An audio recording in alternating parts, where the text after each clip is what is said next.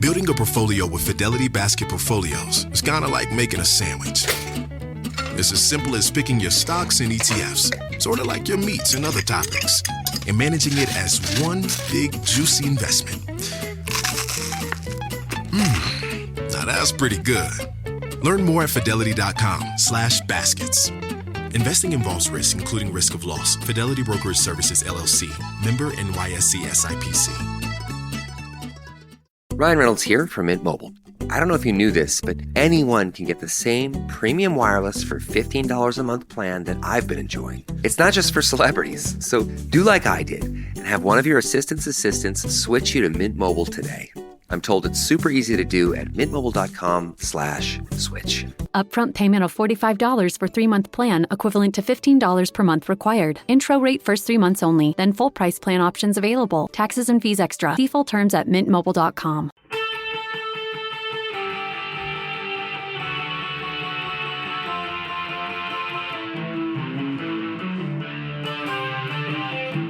This is the Daily Blast from the New Republic, produced and presented by the DSR Network. I'm your host, Greg Sargent.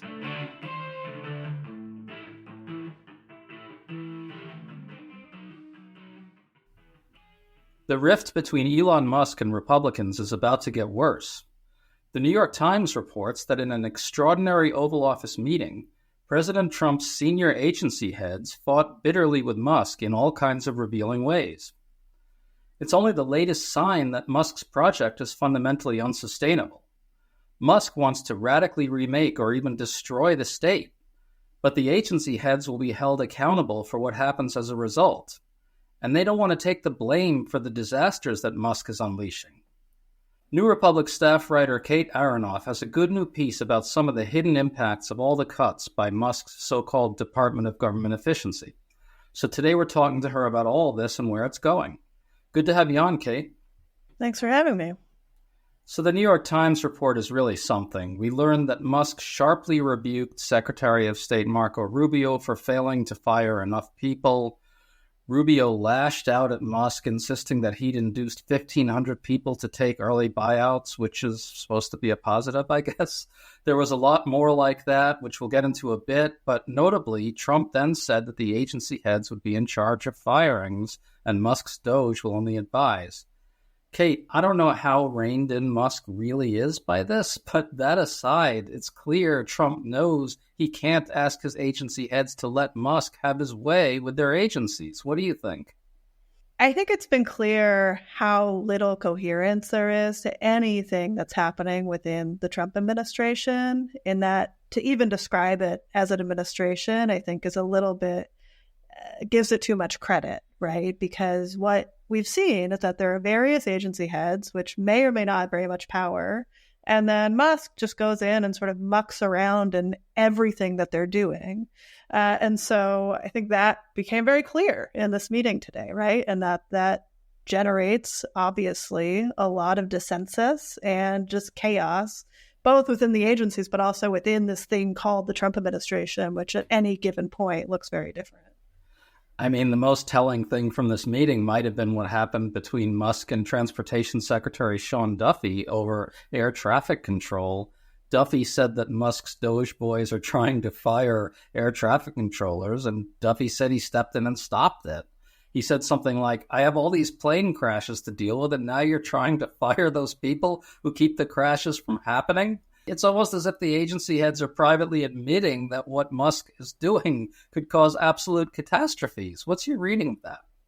Well, exactly. And the stunning thing about that exchange in particular, having covered Sean Duffy a little bit, is that it takes a lot to make Sean Duffy seem like a cool-headed, even-keeled sort of guy. This is the same person who proposed tying transportation funding to higher birth rates and marriage rates in different governments around the country.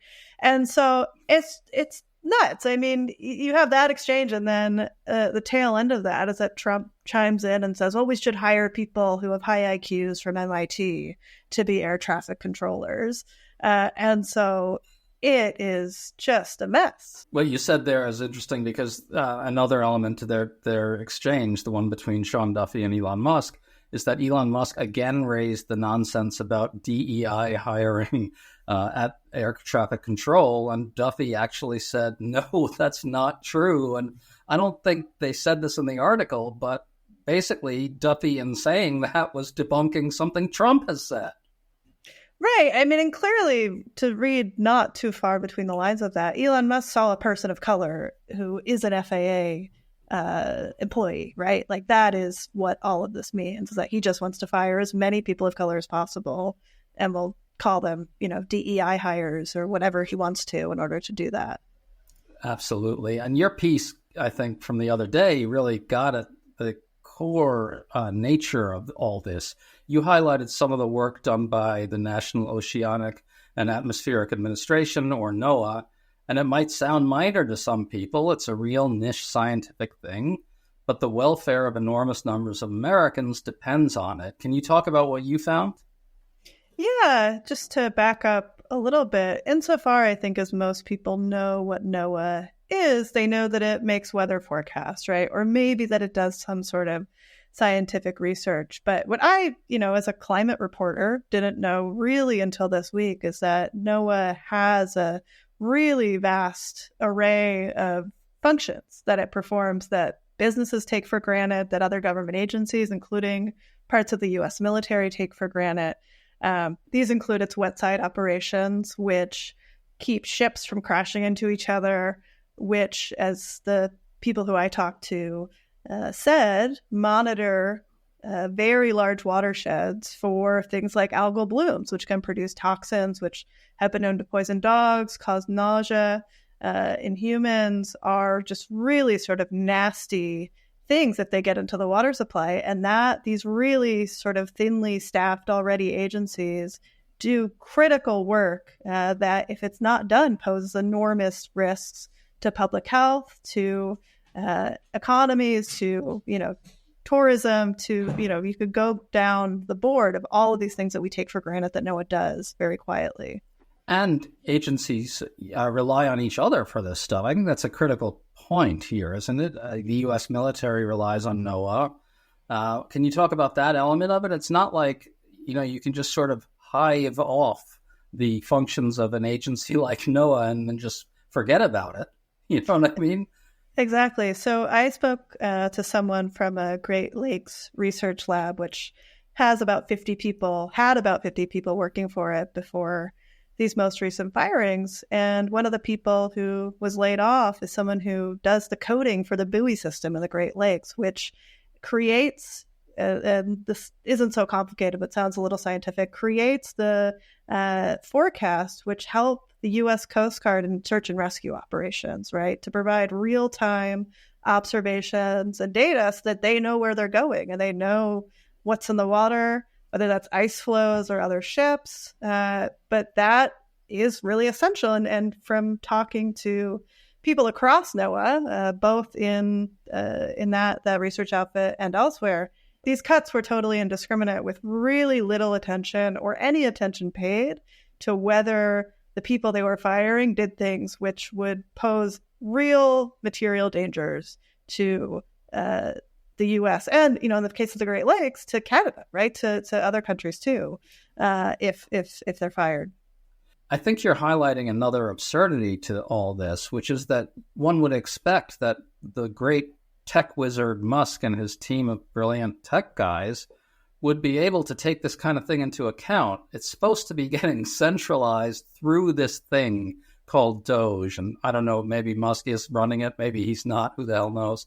But if you're centralizing it, then you'd think that these brilliant guys would take into account the holistic nature of all this, that they take into account the fact that if you cut here, it might affect there. But they're not even doing that. So they're just doing it so indiscriminately across the board that they're not even taking that into account. It's just the whole thing is ridiculous. Yeah, and I think you only have to look at what happened to X, the Everything app, formerly Twitter, or even at Tesla, to see the model here, right? Which is to come in, slash as quickly as possible, regardless of how much chaos that causes or real danger it causes. In the case of something like Tesla, where you have people dealing with, in some cases, dangerous chemicals, with, really sort of harsh industrial working conditions. And if you say the rules don't matter, rules are for losers, then people get hurt. And I think that happened at Tesla, and that's happening now in the U.S. government with Musk in the reins. Spring is finally here. For us in DC, that means cherry blossoms, warmer weather, and more nonsense from the administration. To stay up to date on all the news that you need to know, there's no better place than the DSR network. And there's no better way to enjoy the DSR network than to become a member. Members enjoy an ad-free listening experience, access to our Discord community, exclusive content, and more. Use code DSR2025 for a 40% discount on sign-up at thedsrnetwork.com/buy. That's code DSR2025 at thedsrnetwork.com/buy. Thank you, and enjoy the show.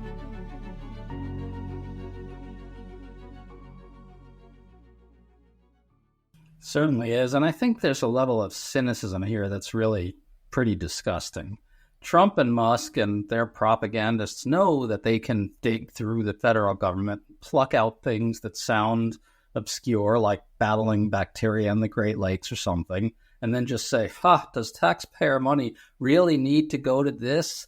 Right? But the thing is, in complex modern societies, we need the state to do a lot of things like this. Our well-being depends on it.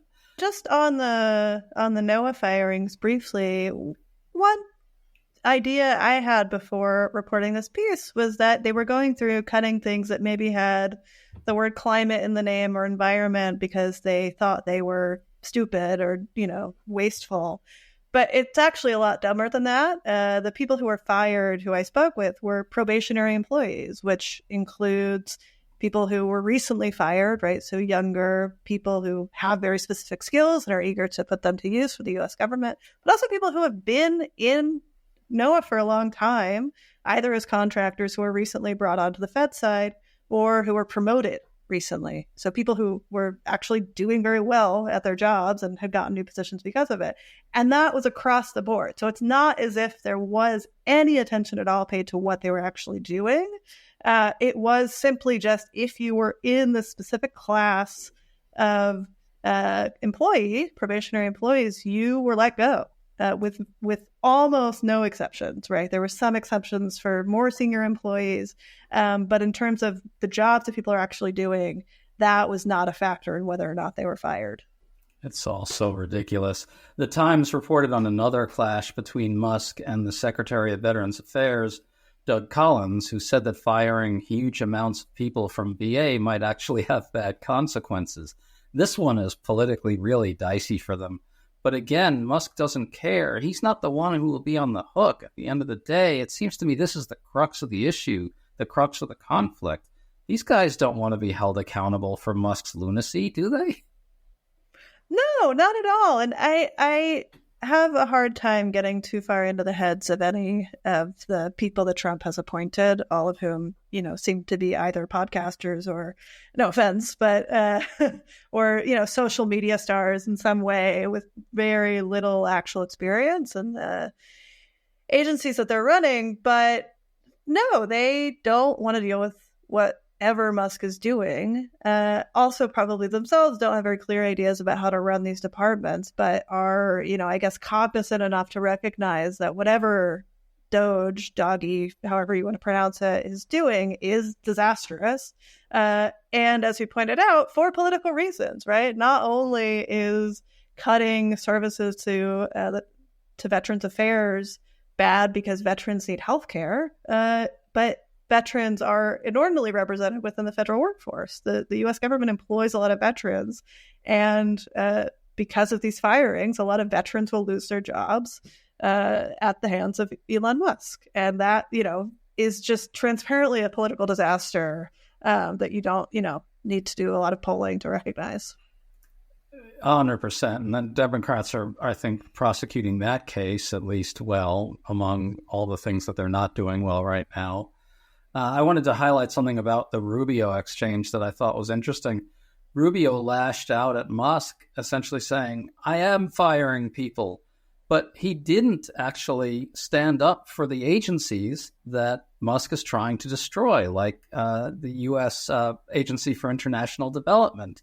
One would hope that someone who is a good faith Secretary of State would recognize that something like USAID is essential to international diplomacy and international relations. But the debate has moved so far to the right that he has to defend himself in there with Trump on sitting there on his throne or whatever, presiding over it all. Rubio has to defend himself by saying, I am firing lots and lots of people. He can't stand up and say, Musk, you shouldn't be cutting USAID. It's bad for what I'm trying to do. Right. And I wouldn't go so far as to call this funny, but one interesting thing looking at the USAID situation, just from a sort of left foreign policy perspective, is that it's not exactly controversial to say that USAID is a sort of tool of American soft power, right? That is a way that the U.S. accomplishes goals around the world and does many things that make people's lives better, and is not just charity, right? USAID is a way that the U.S. improves its reputation in various parts of the world, and that does good things and also has a realpolitik element to it that has not been secret at all. And so one would expect that Marco Rubio, foreign policy hawk that he is, would support that. But also a sort of defining feature of this administration is that it's full of cowards. And so he is, like his colleagues, a coward and will not stand up to Trump because he doesn't want to or is afraid to, or, it doesn't really matter why, but nobody in this administration seems willing to, speak ill of anything their boss is doing. It is interesting that Trump recognizes that the agency heads really have a rough situation on their hands in Musk, I think. We have agency heads essentially saying what we're saying, which is that you need these agencies to do all these obscure things. They're important. I mean, Trump's own appointees are saying this now. The agency heads, as I said earlier, don't want to be on the hook for the horrors that Musk's craziness produces. Can I ask, Kate, is there some hope that this could function as a bit of a bulwark against Musk's crazy designs?